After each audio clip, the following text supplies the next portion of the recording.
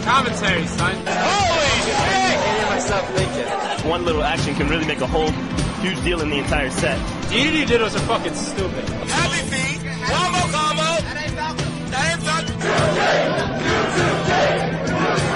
PC survives that attack. Both players are on their feet again. They hit each other. Oh my god.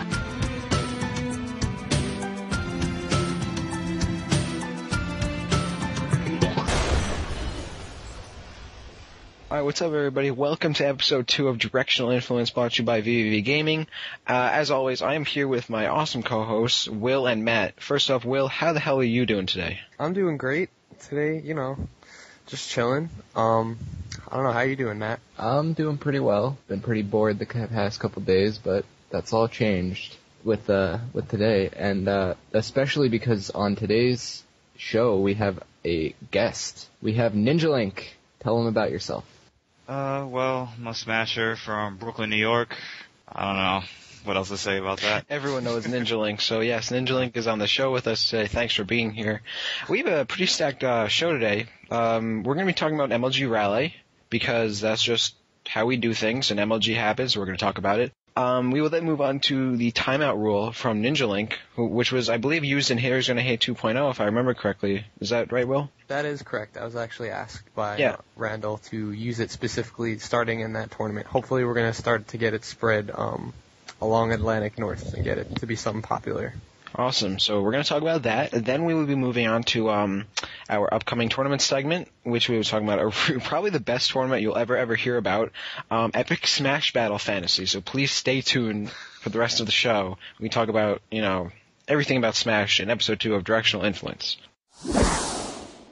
With that said, we're going to move into MLG Rally. So guys, it happened over at Raleigh, North Carolina. Was it? It's North Carolina. Please tell me I'm right on that, right? Yes. Right state. Good. Great. So, Will, seeing as you're one of the people that went, other than the obvious, how was it? Well, initially getting there was almost an issue because we almost missed the bus. In addition to, Matt was actually supposed to come with us, but he couldn't make it to the train station in time, so we were all disgruntled and all out of, discombobulated. So we actually got to the bus at 8:07 when it was supposed to leave at 8. But we made it. It was great. We were happy. We stayed in the MLG hotel the first night, which was like $210 a night, which was crazy, but we split it between 7 people. And other than that, it's been like every other MLG event. Going there with people that have never been to it before is always really exciting. We brought Omari with us. He's a Wi-Fi gone offline player. His first tournament was actually Apex. So to see his reaction walking into MLG was actually really, really cool. Because, he was completely blown away. Which everybody should be. Because it was really awesome. I don't know. I had a really good time. Singles, I had a good seed, so I did pretty well. I probably had a kind of a free bracket, but don't tell anybody else that.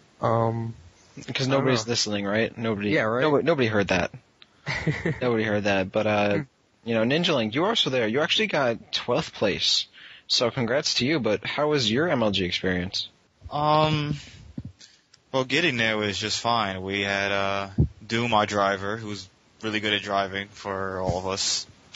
We had a fun car ride, interesting carpool. We had no complications at all getting there. Well, of course, you already know about the other things that happened during that time, but other than that, I had a pretty good experience. Yeah, we're gonna get into all the good stuff, so we just gotta fill out the fluff right now. And of course, Matt. And now, interestingly enough, Matt, you got 65th out of over 100 people that went, and you didn't actually go at all. You were not actually there. How the hell did that happen? I got a bye first round, and then I believe my second round opponent did not show up, and I'm guessing I had the higher seed, so I placed 65th, and I outplaced people like Ether, Doom, and I tied with people like Chibo, Elevate, Sniper, Tear Bear. Tear Bear, most importantly, yes. The MLG Pro tied with someone who didn't even go to the event. I Damn. tell you a little bit something about MLGs. Well, yeah. I mean, I hope someone realized that, like, hey, this match's supposed to happen. Wait, there's nobody here. Well, let's go to the next match. Nobody's here still. Okay, he can just have the win. And damn, I would have signed up to get some free seating points or some shit if I wasn't going to go. I wanted to go, I really did, but I think I'll be going to DC. So if I don't go to DC, I'll make sure to register and get some free seating points. 'Cause, I mean, that's what it's all about. Overall, though, Mewtwo King took first in singles, no big surprise there. A little underwhelming finals match with Lee Martin. Anyone agree with me on that one? It was pretty much for fun. Like, at first, Lee, he really tried. That was in winners finals, actually. And they were actually going last hit. And I remember something happening, on Halberd when Lee literally had, like, the percentage lead, and they're both, like, spacing Tornado at each other. And Halberd decides to shoot an explosion right in between their tornadoes, and Lee dies, and Mewtwo King doesn't. And then after that, it was pretty much just one-sided, and it was downhill. But I don't know. It was really fun. Like, Grand Finals, Lee Martin, I'm pretty sure he just started using random characters. Yeah. I remember him going Toon Link at one point, which was awesome. Yeah, he tried Lucario. Game & Watch. He tried Lucario first, he lost. He tried Ike, it got close, but lost. Toon Link, he ended up winning. And then he went Game & Watch, and he lost. Which was, he should have stayed Toon Link, or at least Ike, because I was getting a little pumped with Ike beating Mewtwo King. I didn't have any sympathy for Mewtwo King at that point. And then he won with Toon Link, he's fighting for his friends on that one. I'm sorry for those bad Ike puns. I really have to say them. Felix actually got third place with Diddy Kong, and I didn't know Felix had game to the point where he can make $1,000 in singles. Did anyone actually witness that at all? I witnessed him playing a bit. I don't know. I just feel as if he just kind of plays like how ADHD played like last year. And people still haven't caught on to that style of play. The thing in Felix was really playing on point in singles, so I don't know, I feel like his Diddy just moves around really fast. He has his little tricks, and his little tricks seem to work a lot. Like, they work on everybody. But no, he's definitely legit though. He's, he's a top player in Washington. I don't know who else there is from Washington. Jim. Tommy. I don't really know anybody else, but Tommy is from Oregon. Oh, really? Okay. Same thing. I didn't know people lived in Oregon, to be honest with you. I really didn't. Ninjalink, you were in the middle of a disqualification, and I'm sure you'd like to tell people about what happened, if you will. Okay, no problem. Well, that morning, since they told us to be there like around 2-ish, because everyone in that house stayed in winners. So everyone that was in fourth round winners had to be there around 2. It was like, okay. Our driver, Izumi, who was at the venue at the time, was on his way to pick us up. But the officials told him to play his match out before he came to pick us up. So we have to wait there until he's done. So when he was on his way, after he finished, he rushed his way over to pick us up. It's me, DHF or Larry, Adamisk, ADHD, and Ali. We're all trying to get there.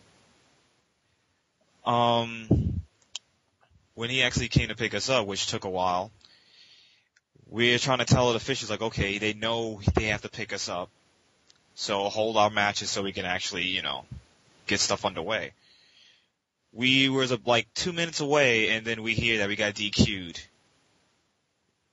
Which didn't make any sense because they knew we was right there near the venue.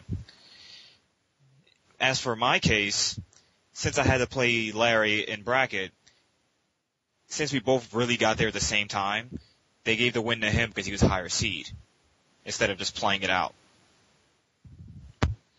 And that really influenced you in your later bracket, Randall. Why don't you tell them about that? Yeah, since I got DQ'd, they put down that I got 2-0'd against, so basically it was 0-2 against me. And I went all the way through losers to play Larry again. And since it was a continuation set, I already had 2 matches against me. So Larry had to only win 2 matches. I had to win 4, even though we didn't really play in tournament.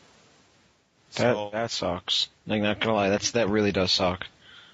I never played him in tournament at all before, and they already had 2 wins against me. That's really like disheartening, because it feels like, okay, I'm fighting against another top player. It's gonna be hard to even try to get those 4. I have to get 4 wins off.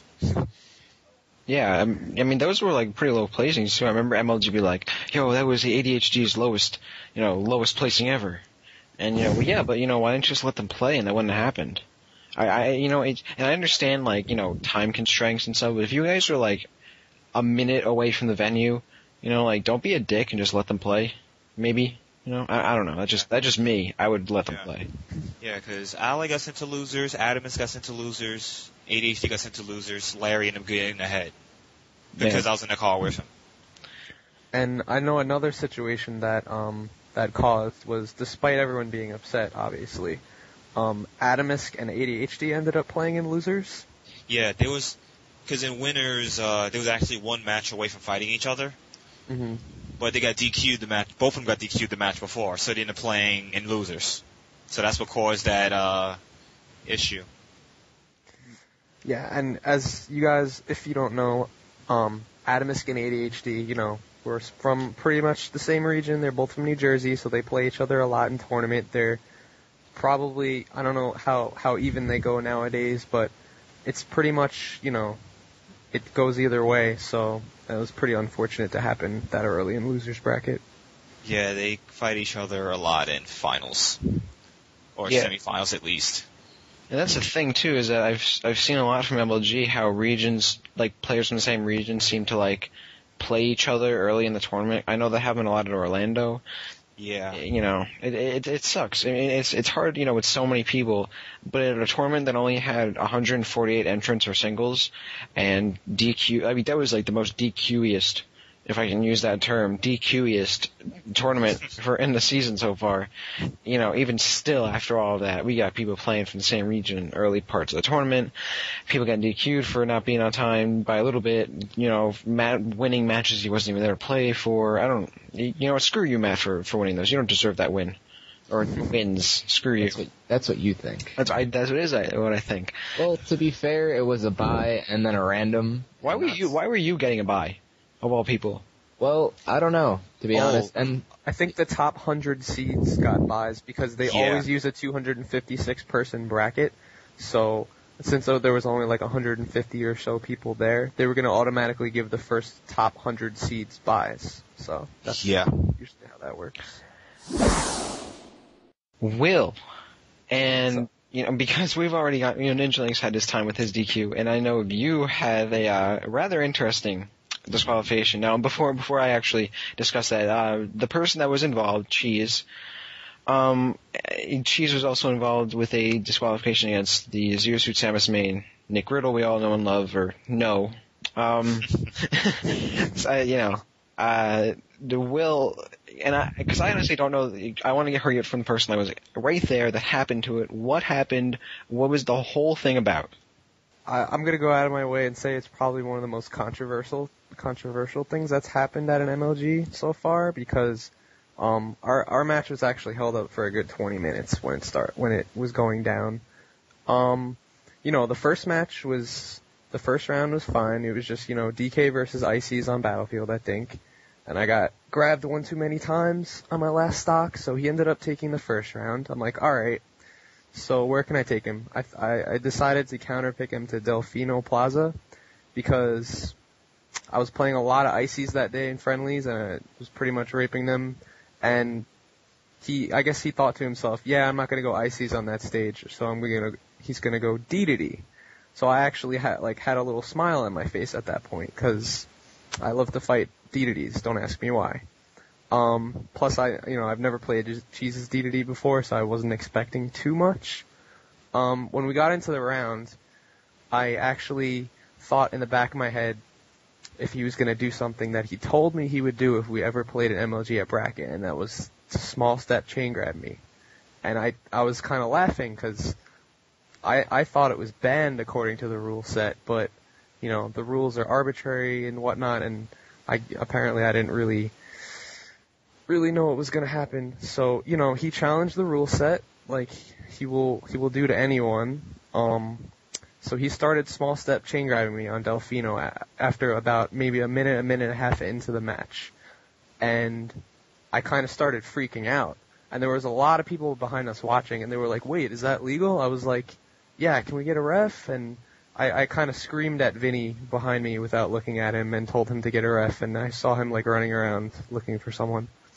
After going over Havoc's blog on, I think, electricscribble.com, I want to say it is, I looked, and it said that he was playing his match with Ally, and that ref was actually, he was kind of wrapped up in their match, trying to get the, he was recording the results of their match, so maybe that was the reason why the ref didn't come over right away, but it was probably a good 10 to 15 seconds after I was trying to call for the ref, when I was getting supposedly infinited.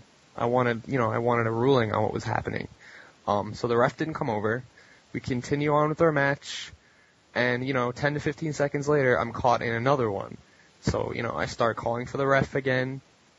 At this point, I actually remember someone behind me saying, hey, look, it's a ref. We got a ref here. So on reaction, I ended up pausing and turning around to talk to the ref. And that's where all the controversy started, actually, because according to MLG, when you press pause, you're DQ'd for that round. Which, it's in the rules, and according to the rules, pause should actually not even be on. It wasn't on at MLG Columbus on any of the setups, but for whatever reason at Raleigh, they didn't have pause turned off. So pretty much at that point, Cheese was going for the DQ. It's according to the rules. He wanted the win. He was entitled to it according to the rules. So, but in my case, when we looked back on the replay of the match, once Alpha Zealot came over, he said that if Cheese was actually performing the infinite chain grab as opposed to the small step, that we would go back, replay the match, and Cheese would just have to kill himself once, and we'd play it back, my 3 stocks to his 2 or something like that. And I was like, okay, but if he wasn't, and if he was doing the small step, which was actually legal in the rule set, then I would be disqualified from the round, and since I already lost round 1, I would lose the set. And when we look back at the replay, we even had people we had Adamus come over, we had a whole bunch of people come and watch the replay, and Pierce came over, and they confirmed that it was the small step, which shouldn't be legal, but it is, and so I lost the set because of that. It's tough luck, but I'm pretty sure a lot of rules are going to be changing after what happened, both between me and Nick Riddle, and it was a lot of controversy. I was obviously really upset after that, but I was held back at 17th place again because of that, but I still have a pretty good seed. I got some seeding points. I have a good shot for DC, so I'm just going to brush it off and just do better next time. Well, it's good. I was expecting a little more like, rage, she sucked my dick sort of thing, but that's good that, you're level head about it. Cause, yeah, and I don't want to, blame Cheese for following the rules, cause, win to win. I mean, in that situation, if I was ever in a situation where I was about to DQ Will, I would be like, yeah, fuck that, I want to win, but, I gotta follow the rules, so I don't know. It's one of those things that the rules shouldn't be there in the first place, but because they were, Cheese was, had every right to follow them. It's stupid. I think, for one, pause should always be off. That's the first thing you should do. When you're changing it to 8 minutes and 3 stock and shit, no items, make sure pause is off. So that way, if you turn around and turn to the ref, at least you're not pausing off reaction. Because I would have too. I mean, if something is going on, even when you're at home and something, you're playing a game, you pause that shit because you want to play correctly, And I can't blame you for pausing. But I can't blame Cheese for, wanting the win, especially at MLG, where, he wants that win. I would too. I think anyone would. But, shit happens, and hopefully you do better at DC. Because I believe he played Fatal of New England after that, right? That's correct. The next round of losers bracket was Fatal.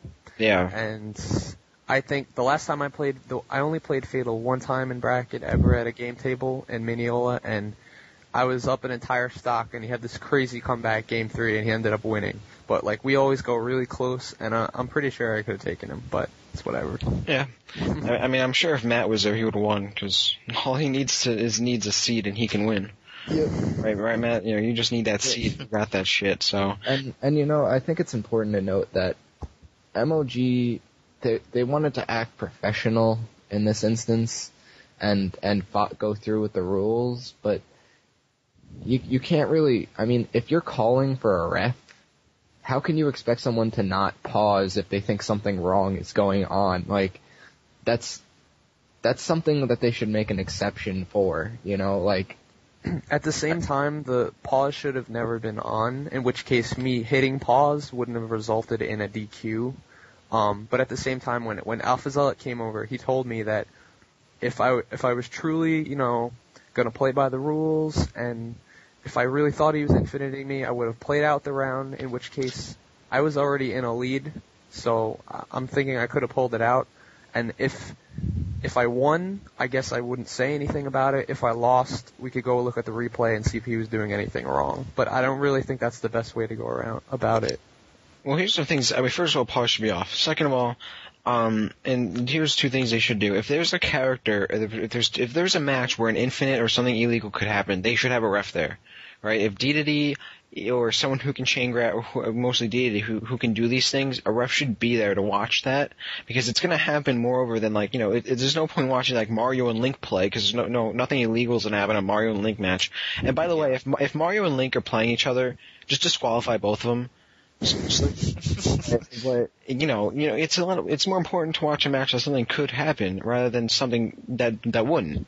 And even with that said, the pause, the disqualification shouldn't be there. It should be like a warning. It should be loss of a stock, maybe loss of the game. Yeah. I mean, with Will's situation, unfortunately, if you lost the game, you were out of the set. But if it was like game 1, Will loses the game, he can still bring it back. So you make it like a warning, make it loss of a stock, something like that. So it's not like, you know, you hit something on reaction, one little button press costs you the game. I mean, it's ridiculous in some points. And the difference between my punishment and his was that if he was doing infinite, he would get a warning, and the second time he would have a stock loss. Whereas me pausing the game makes me lose the round. Yeah. Silly. Like here, the way they have that rule, if you were doing something that you were supposed to do, like pausing, you either, well, for Ice Climbers or Day-to-Day's case, you would get a free grab, or you get a stock loss, not you losing the game. Yeah, I don't know what's up with that, but unfortunately that's what happened. But I applaud Will for having a level head about it. I applaud Cheese for following the rules and not, you know, I mean, you know, as much as I don't want to be like, you know, Cheese for winning against Will, but, you know, whatever. Ninjalink actually has come up with an alternative timeout rule set that we've been trying to implement in the Atlantic North for we've implemented it in one tournament thus far, but we're hoping to get it in other tournaments as much as we can. So if you'd like to tell us about that, Ninjalink, I'd be very grateful. Okay. Basically this rule is like a combination of the older rules back then. Like, say in Melee, like before it wasn't where percent matters. It is when by, if you were same stock and the time runs out, you automatically have a one stock redo. Now they have it where if your percentage lower, you automatically win that match. See, to me, I don't think that is exactly fair, because it's not fair to all characters, because every character kills at different percents. The best example would be, I guess, Sonic versus Donkey Kong. If the percent thing matters, Sonic could just time out DK all match because, well, a whole bunch of the whole set. The fact that Sonic could deal damage a lot faster than DK can. Also the fact that he can easily outspeed him and, you know, time him out. But at the same time, if it were the other rule where percent doesn't matter, it wouldn't be fair to Sonic because he takes forever to kill someone. For DK, I would say like 130, 140, while DK could kill him probably like at 90-ish, maybe less. The new rule set consists of the only way you win by percent is if you have at least like a 40%, 50% difference. if you were within a 50% margin, it would be a one stock redo at 4 minutes. So since it's actually not 1%, which I've seen a lot of matches go to, where they'll hit them once, they have 1% lead, and then they run for like the next 20 seconds or so. Or even more than that. If they're within a 50%, they're forced to fight because I don't think anyone wants to do a... Sorry, my mic went off. I don't think anyone wants to do a one stock redo over. I definitely see where you're coming from with this rule, but one problem I do see is that if someone is losing, but it's not by 50%, then they can run away and go for that one where they can go for you're not within 50%, so you have a one stock 4 minute match. And Orion was actually saying that at Haters Gonna Hate 2.0, was that in his match versus ADHD, he was actually going for having same stock between 50% so that he could have a one stock 4 minute rematch. And that's really the only problem I see with that. Oh, look, I've heard of that. The only thing I was thinking of is maybe not 50%, but I was working the range around maybe 35 to 50% around there. Not make it too large, but not make it too small either. Because some characters could do like one move and then, the gap is broken. Like, say if it's the same, like if it's like something low, like 30%, some characters can easily break that. And here's the thing too, is that it's all because of the fact that you can win by timeout. And it's, if we put the time in so that way matches don't go on for years, but then you have the time and people try to time people out, and it's not like timing out isn't a legitimate way to like win, but it becomes a problem sometimes. I think what I like about this rule is that it sort of deals with it a little more case by case, which is nice, instead of having this snowball generalization like, oh, you have more percent at this point, well, you win, whatever. Cause the game itself, the game decides based on stock and stuff, like, and not time. Like, time isn't a legitimate way in the game's mind to win a match except in like coin battles or something, or just time, because it brings it to sudden death. So with this rule, I like it. I like to see it in more tournaments. But then, it's good to test it to see what really works the best. Even if something isn't perfect, if it works better than the other options, then that's good enough. Yeah, I'd prefer to actually use this Ninjalink's timeout rule. We used it that one time at Haters Gonna Hate 2.0, and I like it because as much as Brawl is a campy game, and it's not really changing the fact that it's a campy game at all, but like toward the very end where it becomes excruciatingly obvious that, people are winning by 1% and they're like circle camping around a map and just running away the entire time. Like it forces people to fight each other. Like at the end, it forces you to outplay someone at the end. And I know there was another rule that people were trying to throw out there, but I know there's a lot of things wrong with it, and that's the what is it? The airtime rule? Or oh my god, yeah. Rule? Yeah. Like that's totally no good, because the thing is with that is that Meta Knight can stay in the air at all times, and it's actually the only way he can fight ice climbers, and expect to win. He has to stay off the ground. Not necessarily, but I mean, it would change the entire metagame between characters. We should just play coin battles. Just the fairest way to play this game is to play coin battles, because everyone likes money, and Wario likes money because Wario would be a good character. So I don't know why I said that, but I don't know.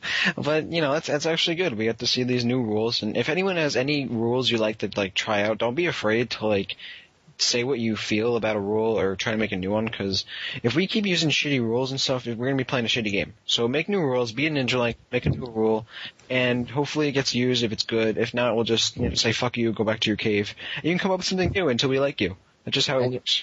And you know what? You can leave us comments on our show, and if you give us a good enough reason to talk about your new rule, then we'll talk about it, we'll discuss it, we'll get the word out, We feel you, we're here for the community. Very good idea. Please listen to that man right there, because if he says anything good, it's stuff like that.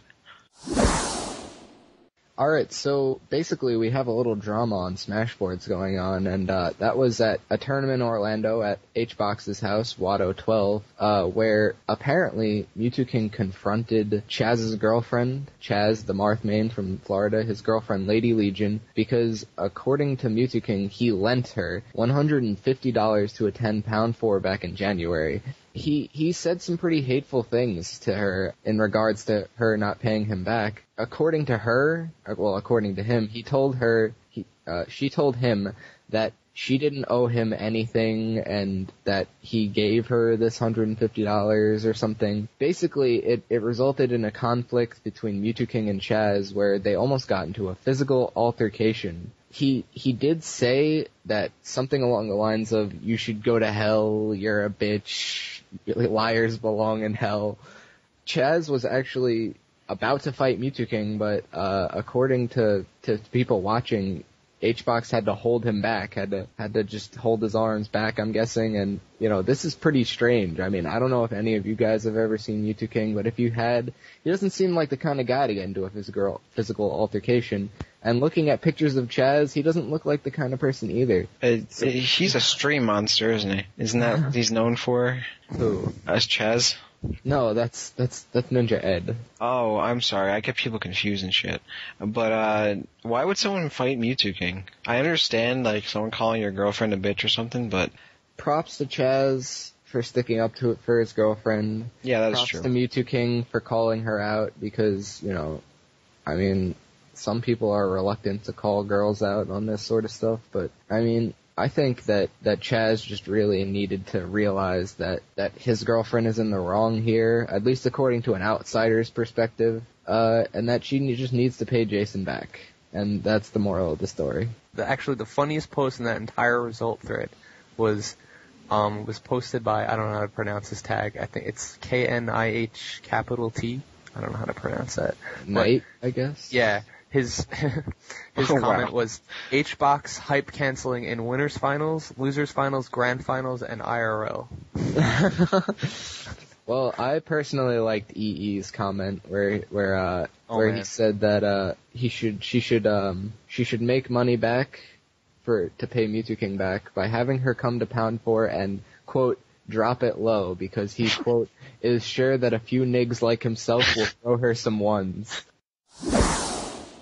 So, as always, we're going to talk about upcoming tournaments. By the way, if you'd like your upcoming tournament to be featured on the show, please let us know.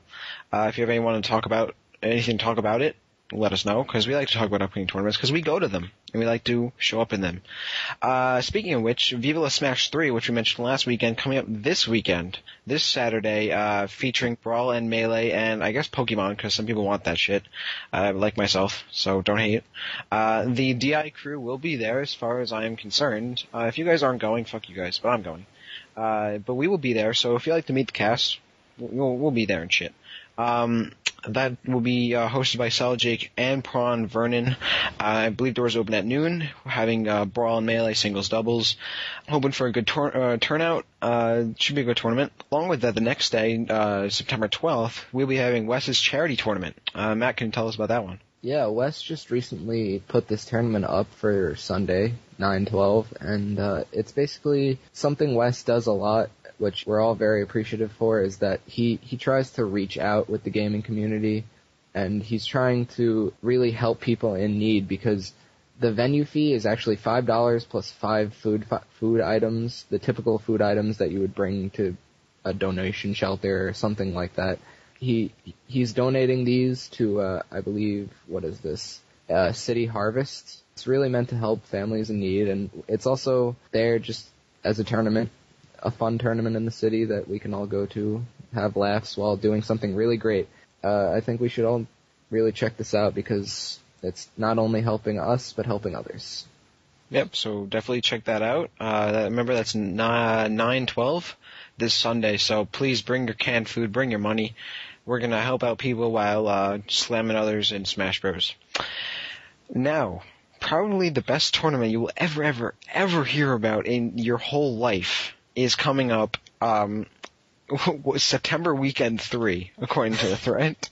Someone please, you can look that up on the calendar. It is called Epic Smash Battle Fantasy, hosted by Smasher of Louisiana. Just going down the stats here, in case you all wanted to know, this is the tournament of all, whatever that means. The limit for people to be there, 2,064. The venue fee and entry fee, assuming this is only, one event, is $10. So it's really a steal.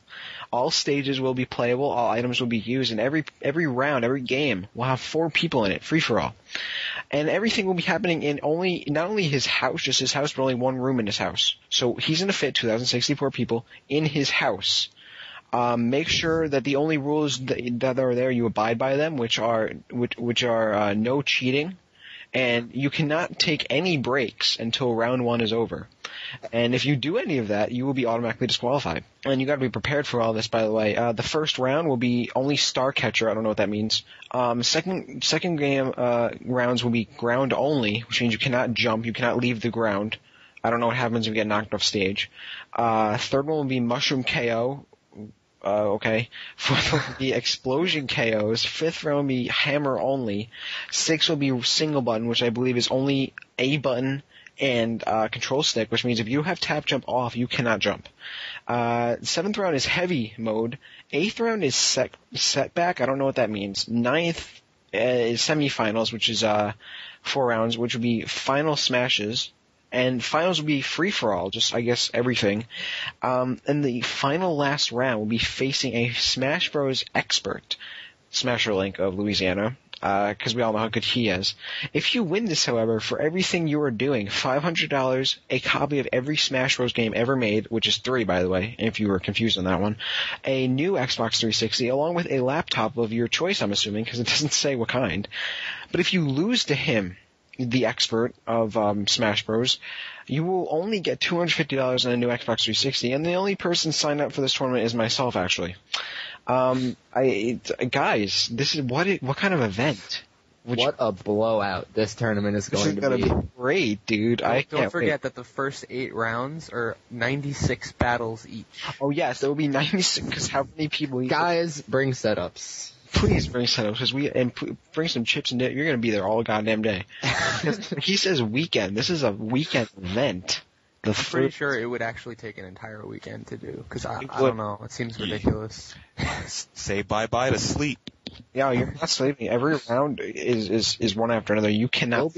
You'll be disqualified if you sleep. No cheating. No, sleeping is cheating. Sleeping is cheating. Bring your no-dos. Yeah, you can't, because if you cheat, you're automatically disqualified. And what's interesting is that he has a room in his house that can fit 2,064 people, which is what I want to know. How the hell he does that? How would I do that? I want to know how he does that. He clearly lives at some sort of airport. He lives in Louisiana. He might as well just live outside, I think. I think he either lives outside or he lives in a bear den or something is what he's referring to as, because he says he doesn't even say location, he just puts it in there, at Met House's Den. That is the exact location of this tournament. I'm actually really jealous of Lee Martin, since he actually lives in Louisiana, so he could check this out if it actually happens and goes he's down. Not signed up. I'm the only one signed up. If you actually look at the thread, it's in tournament listings on Smash Bros. You can look this up. It's still a thread there. I am the only one signed up for this tournament because I actually put, seems legit, sign me up. Well, unfortunately, haters gonna hate, and the thread is closed. So if you guys should probably PM this guy, getting in touch with him. Oh my god, I'm so disappointed right now. That was, damn, you just ruined, fuck you. That just ruined my day. Well, you can still get in contact him, you drop this guy a PM or two. By the way, anyone here, if you can tell us what Star Catcher and Mushroom and Explosion KOs means, we will gladly mention you on the show or something, or let you be on here, or whatever setback means. You can look up this or something, because we want to know what these mean.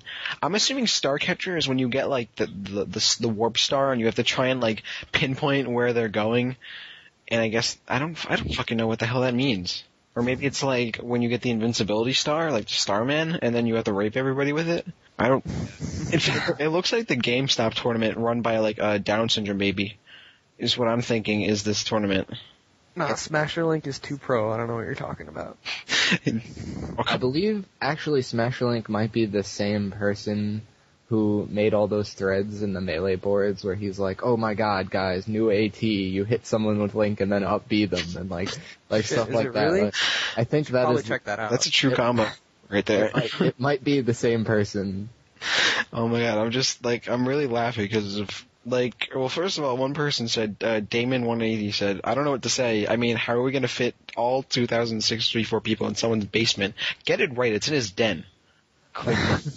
Then seems legit for me. And then from you, Matt, I am 12 and what is this? And then Maskey finished up with, where's this going to be? If you read the goddamn thread, it's in his den. I mean, people really need to learn how to read. Seriously, dude. This guy's trying to make a legit tournament. He just... I don't know, guys. I really don't. It is the tournament of all. Smasherlink, if you're listening to this, when this tournament happens and I win it, and again I get to face you, can you please come on the show and talk to us about Epic Smash Battle Fantasy, which is probably the best name for a tournament ever created. Please come on the show. We'd love to have you and tell us about how you fit all these people on the show. Well, it sounds like it deserves a sequel too. With that name. Yes, Epic Smash Battle Fantasy, the sequel.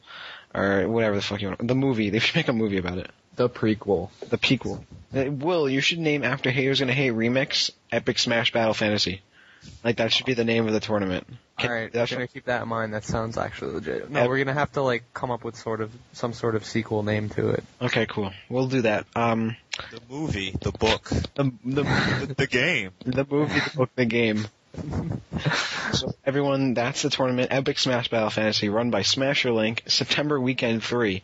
Bring $10 and you may win over what seems like over $1,000 worth of shit for beating people with items and whatever. But if 2,064 people really come, Smasherlink's gonna walk away with that $19,000 in his pocket. So he's hustling your bitches. Like, he's a hustler right there. I honestly think this guy is like a prodigy 50 Cent or something, just ready to like take on the world. He's got this. He has got this. And I'm sure if Matt doesn't show up, he'll still win. Yep, I got them seeding points.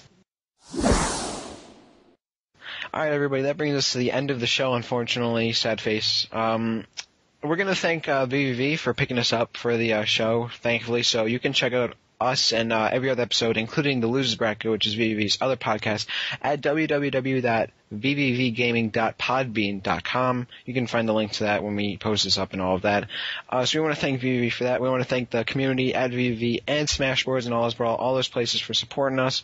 We really love the feedback from episode 1, and that's why we have great people like Ninjalink on the show, and we want to continue having guests. So, if you want to be on the show, if you want to, whatever, hit us up. You can hit us up on our All Brawl posts. You can hit us up at VVV. You can hit us up on AIM, on email, whatever the case may be. Leave us feedbacks. We love comments on the Podbean site at the show itself. Leave comments there too. That we love. Give us 5 stars, whatever the case may be. Next week, episode 3, we will be talking about something pretty special, the banning of Meta Knight, because we will be coming back from Viva La Smash 3 where, yes, I am not joking, Meta Knight has been banned throughout. You cannot use him. So we'll be talking about that as well as a recap of the tournament, and we'll have a very special guest, or guests maybe, on the show to talk about Viva La Smash and other stuff. So please stay tuned to the next episode. Thanks for listening, and we will see you guys next week on episode 3 of Directional Influence. Everybody ass.